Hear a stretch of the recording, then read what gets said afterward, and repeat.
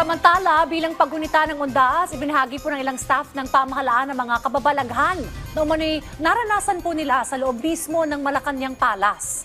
Sa Halloween special episode, isa-isang nilahad ng mga kawani ang mga kwento ng misteryoso na madalas daw nagpaparamdam sa iba't ibang bahagi ng palasyo. Isa na po riyan ang mga yabag at kaluskos ng mga batang naglalaro sa madaling araw. May pagkakataon rin na nakuna ng kamera ang isang lalaking walang ulo sa may main lobby door.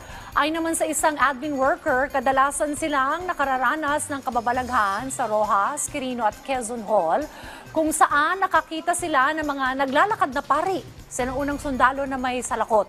Habang sa kitchen area, madalas rin silang makakita ng mga kalalakihang naka-chef uniform na tumatagos sa pader. Normally, ang na-feel ko mga lalaki, mga dalawa ganyan. Tumadaan lang sila, tumatagos papuntang bakery. Sa bawat kwarto na pinapasukan ko po meron din po akong karanasan. Katulad ng may magpapareceive na wala naman po.